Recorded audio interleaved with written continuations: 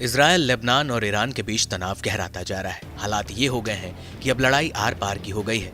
Iran के missile attack के बाद इजरायल ने जवाबी कार्रवाई की बात कही। इजरायली पीएम नेतन्याहू ने कहा कि चाहे अब जो भी हो जाए, ईरान को इस हमले की कीमत चुकानी होगी। इस बीच G7 देशों ने दोनों मुल्कों में तनाव कम करने के लिए एक इमरजेंसी मीटिंग बुलाई, जहां अमेरिकी राष्ट्रपति जो बाइडेन ने कहा कि वो इजरायल का साथ दे रहे हैं, लेकिन अगर इजरायल ईरान के न्यूक्लियर साइट्स पर हमला करता है तो अमेरिका इसमें उसका साथ नहीं देगा।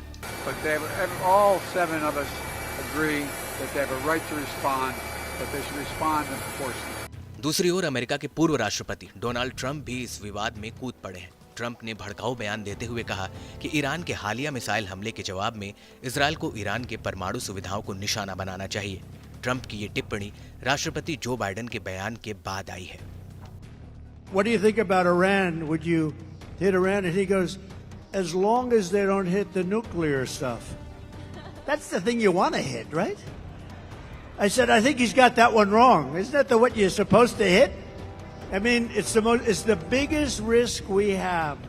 Nuclear weapons, the power of nuclear weapons, the power of weaponry. You know, I rebuilt the entire military, jets, everything. I built it, including nuclear, and I hated to build the nuclear, but I got to know firsthand the power of that stuff, and I'll tell you what, we have to be totally prepared. We have to be absolutely prepared. But when they asked him that question, the answer should have been, hit the nuclear first and worry about the rest later. And that's what they should. If they're going to do it. इस बीच IRGC के deputy chief brigadier general Ali Fadavi ने Israel को कड़ी चेतावनी दी है। उन्होंने कहा, इजरायल की ओर से कोई भी गलत कदम उसके अस्तित्व को खतरे में डाल सकता है। ईरान इजरायल के सभी ऊर्जा स्रोतों को निशाना बनाएगा, जिसमें बिजली स्टेशन, रिफाइनरीज और गैस जैसे सेक्टर शामिल हैं।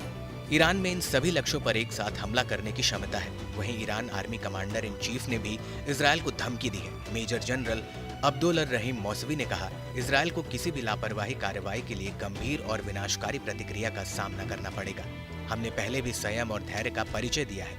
ईरान उचित समय पर सटीक और विनाशकारी हमला करने के लिए तैयार है।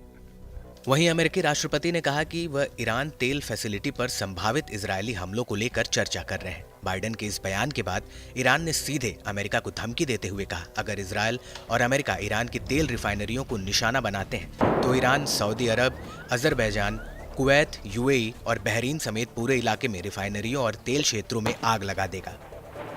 इससे अमेरिका और उसके सहयोगियों को तेल को लेकर हाहाकार मच जाएगा। ईरानी धमकी के बाद अब बाइडेन के सुर बदले बदले से नजर आए। अब अमेरिकी राष्ट्रपति जो बाइडेन नहीं चाहते कि इजरायल ईरान के तेल उत्पाद संयंत्रों को निशाना बनाए। उन्होंने कहा कि इजरायल ने अब तक ये तय नहीं किया है कि वे किस तरह से हमला करने जा रहे हैं। इस पर चर्चा चल रही है। जो बाइडेन ने कहा कि मुझे लगता है कि अगर मैं उनकी जगह होता तो ऑयल सेक्टर पर हमला करने के अलावा अन्य विकल्पों के बारे में सोचता।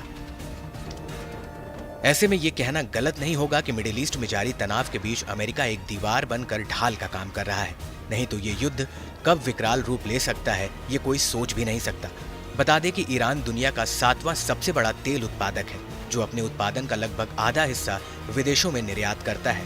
खैर, अब इस बढ़ते तनाव के बीच देखने वाली बात ये होगी कि क्या इजरायल अमेरिका की बात मानता है या फिर अमेरिका के खिलाफ जाकर ईरान के तेल भंडार पर हमला कर युद्ध को और भयंकर बनाते हुए नए युद्ध के लिए ललकारता है।